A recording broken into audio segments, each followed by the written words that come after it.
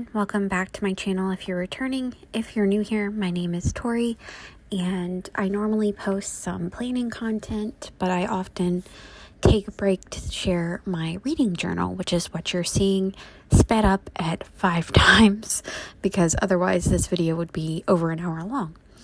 I just like to update my reading journal. This is the Cafe Note by Nanami paper, their A6 grid notebook with Tomoe River paper, and I purchased it on Amazon like a year ago, and so far I've been able to fit 2 years worth of reading in here.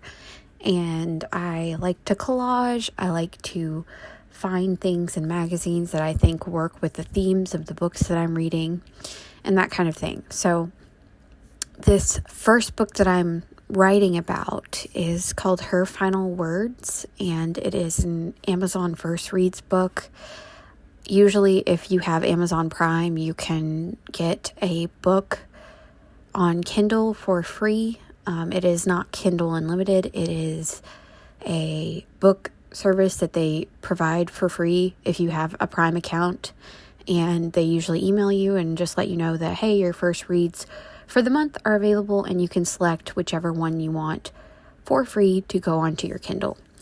And this story was about a detective, or not a detective, an FBI agent who has a suspect come in and directly ask for her, and the suspect is like a young girl. I don't even think if she's an adult, she's like a fresh adult. I don't even think that she's beyond 20. Anyways, she comes into the FBI, asks for this FBI agent, and says that she's murdered somebody, and it leads to this investigation into this really closed community, this kind of religious cult community where they don't believe in modern medicine, and there are questions of like ethical practices and morality, and like, is it child abuse if you know that your child has cancer and you're not willing to seek out modern day medicine and treatments for them, and you're just allowing them to die, So it was an interesting read, but it wasn't something that like held my focus for long periods of time. But there were some quotes that I wanted to add in here just because they stuck out to me.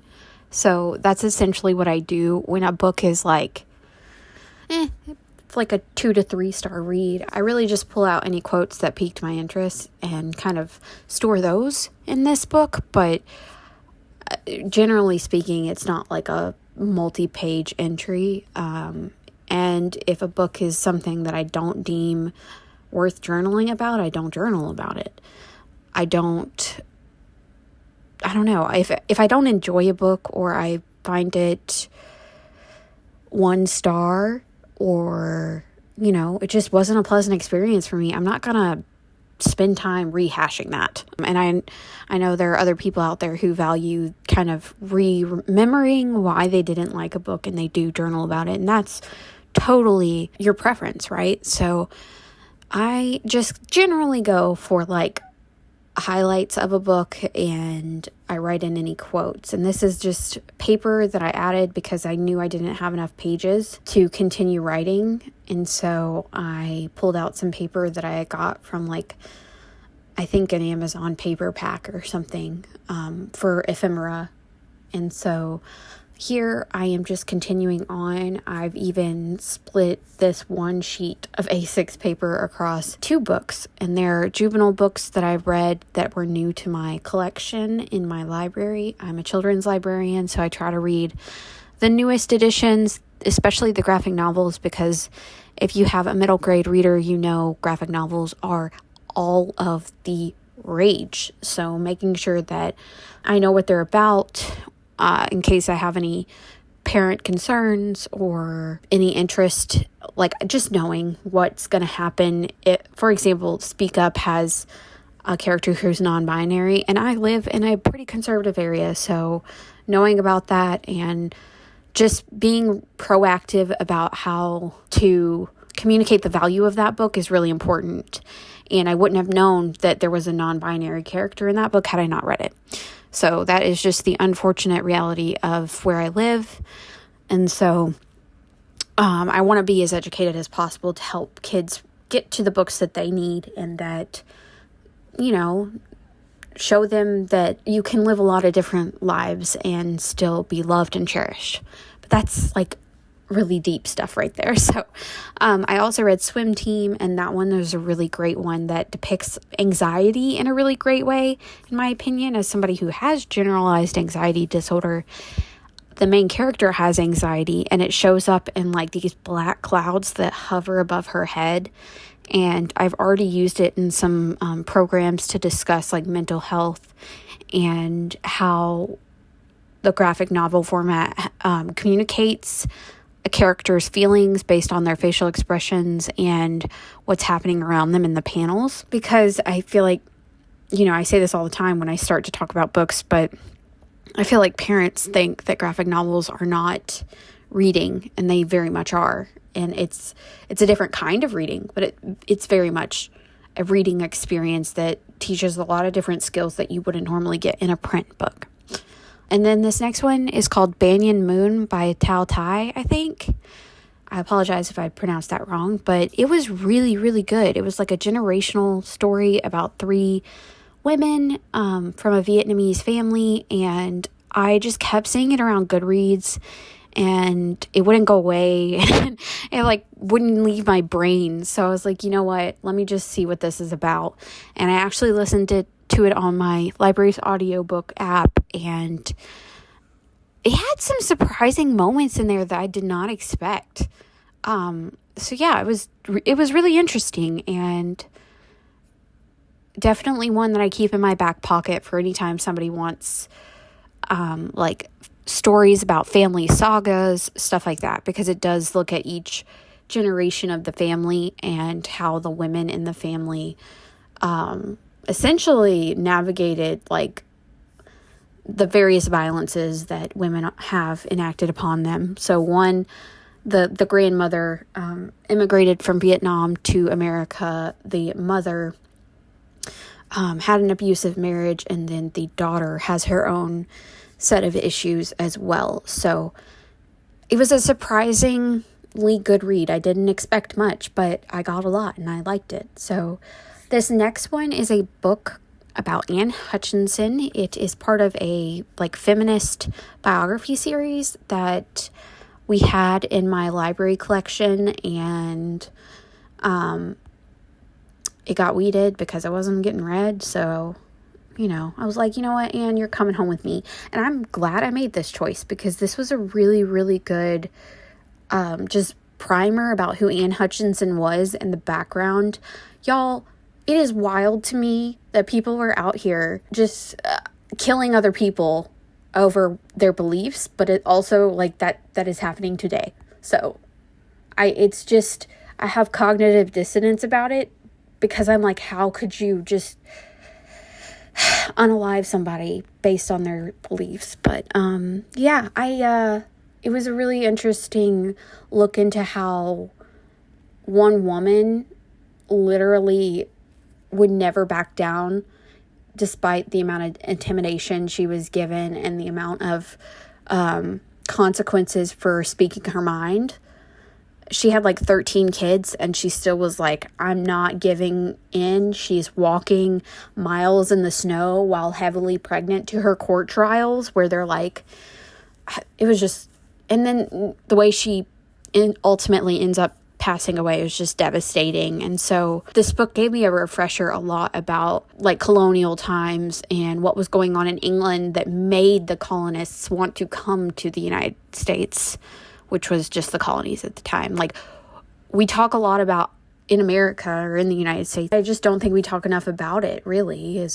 We don't talk enough about what were the conditions that made us come over to the colonies and like establish colonies, because a lot of American history focuses more on the rebellious side of like declaring independence, but to declare independence, you had to have colonists there first. So it was kind of like, what was the situation in England that made colonists want to leave? And that was a lot of what Anne Hutchinson's biography talked about. I also have I found this Disney princess Post-it note book thing at the Walmart dollar spot that they're trying to do now, like Target, and 10 out of 10. I like it.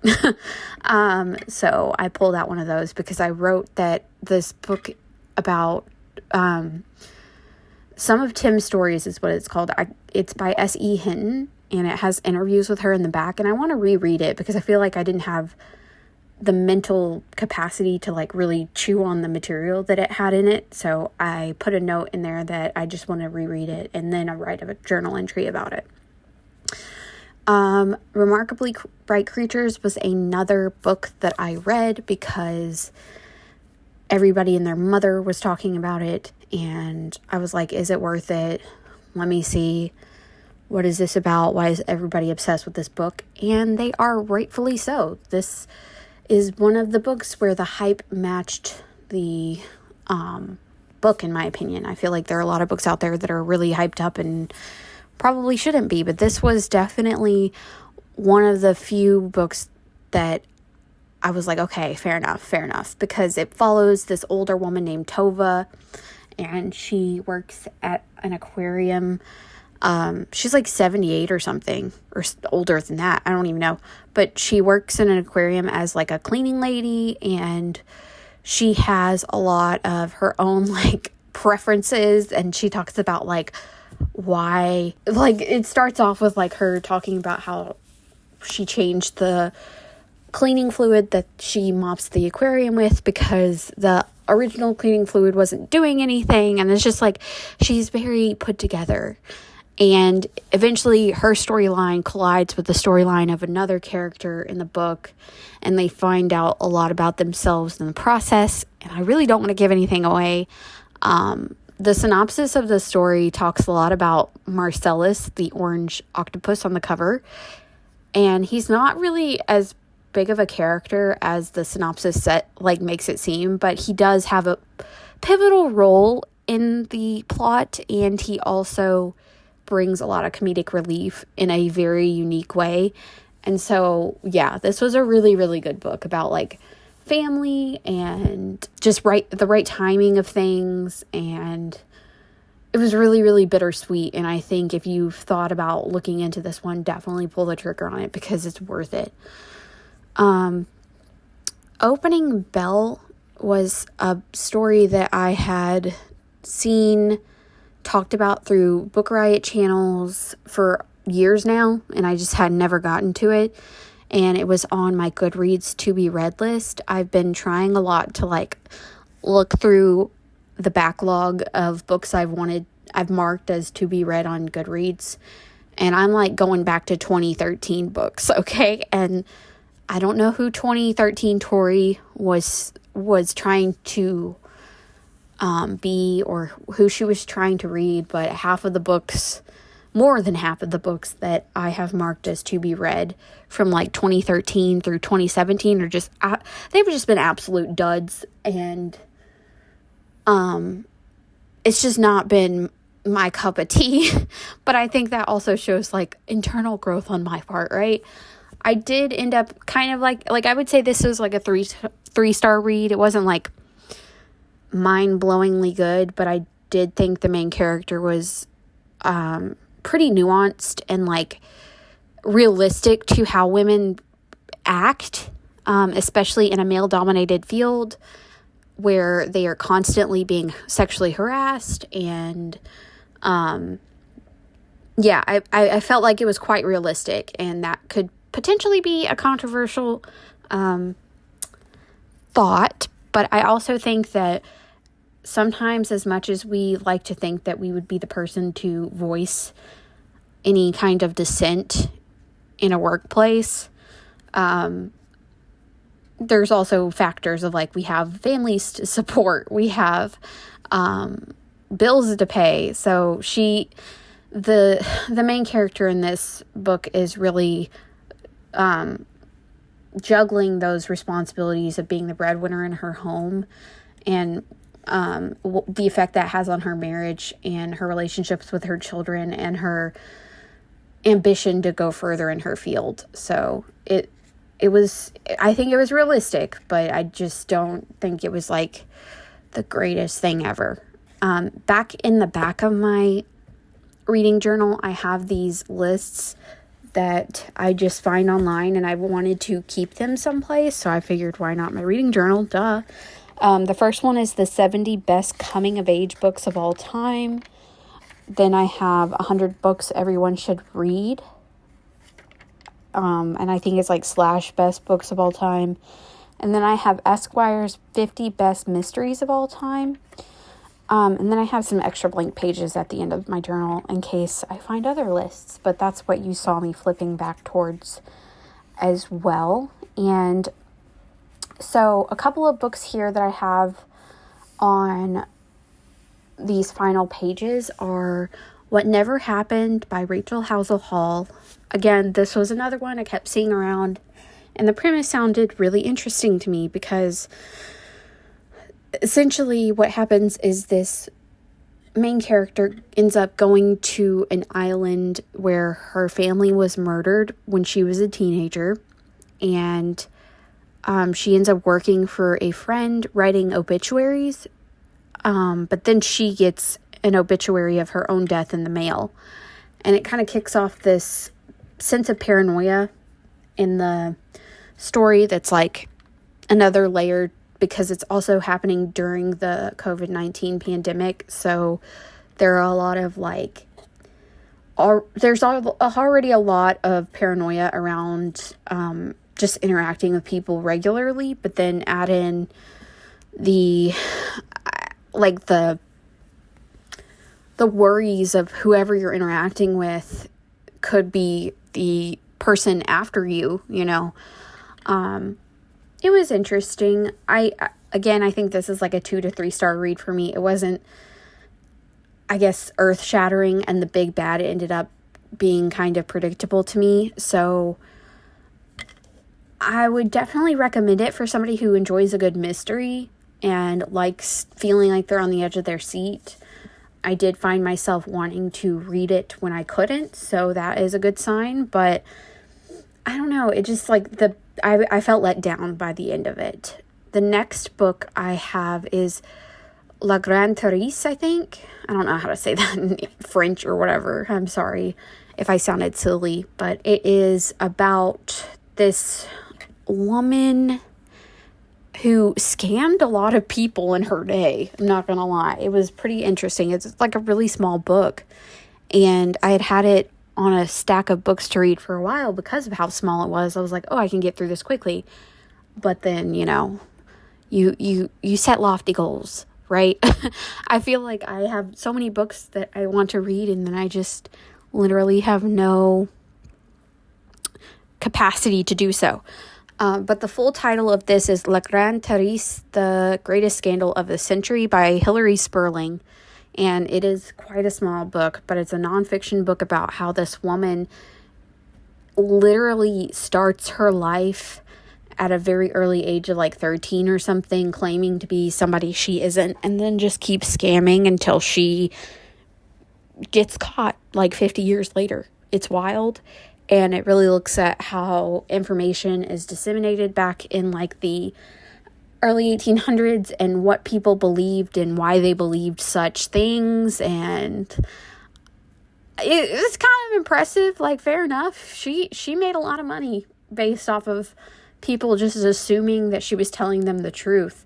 And she had a lot of her family helping her out with it. So it was really interesting to see how this character of like a notorious scam artist just has virtually gone unknown, even though she had people in like upper level government helping her out. And you would think maybe it's just a United States thing. Like, I had no idea who this person was. Maybe it's a figure more well known in Europe, but it was really, really interesting to see how she was able to kind of like just live on credit and not making payments on credit or anything. Like, people sometimes live on credit cards today, but this is like, oh, I'm going to get the money to you. Just give me this line of credit and then I'll get you this. And it's like, she kept doing that to people and would never pay them. And it was just really interesting to see how it all culminated in an ending that kind of went out with a whimper, like she essentially went into hiding after she was found out, her and her family, and they just never, I guess, engaged in the public anymore. So those are some of the books that I wanted to like write about in this journal, and I'm just flipping through my front pages to see if there's anything else I had forgotten to add into some of these pages. They're not organized the best way anymore because I did interweave 2 years together, so it's not my favorite setup ever, and I am definitely looking forward to finishing this book so I can start with something that makes more sense with the layout. It's not how I want it, and it's clunky, and it's just a product of not wanting to waste the pages in here. So I did end up putting 2024 in here when I could have probably moved to a different notebook, but what can you do? The final book that I have here is The Pocket Wife, and I was surprised about this one. This is one of the Goodreads books I had marked as to be read from like 2013. I was already like over myself at this point. I was like, this isn't going to be a good one. I'm just wasting my time. I checked it out on my library's audiobook app, and it turned out to be pretty good. Like, I did not expect it. The ending was really satisfying for me, and if you've ever read The Girl on the Train, I feel like this book, The Pocket Wife by Susan Crawford, did what The Girl on the Train was trying to do, but actually succeeded at it, if that makes sense. That may be a controversial opinion, but The Girl on the Train just felt too, disjointed for me. This book felt the way I would have wanted that book to be, where you have this female main character who's being gaslit by the people in her life, but she's not taking it. Like, the main character in this book has a bipolar disorder diagnosis, and she doesn't let that prevent her from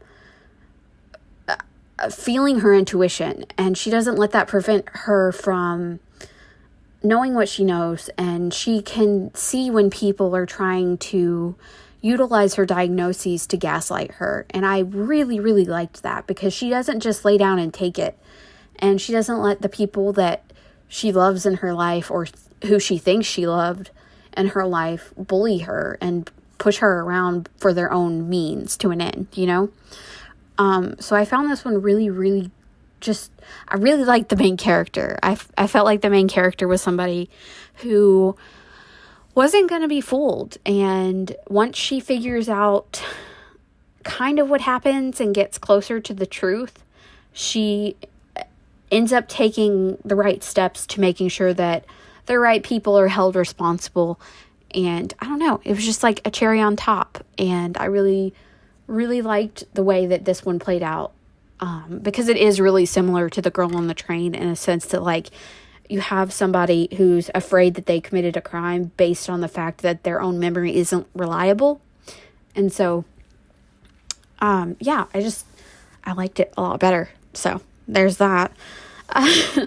But anyways, if you have any questions about any of these books, feel free to drop them in the comments below. I would love to speak with you all. And if you're not already subscribed to my channel, I hope you'll consider subscribing and giving this video a thumbs up. And I will talk to you in the next one. Bye.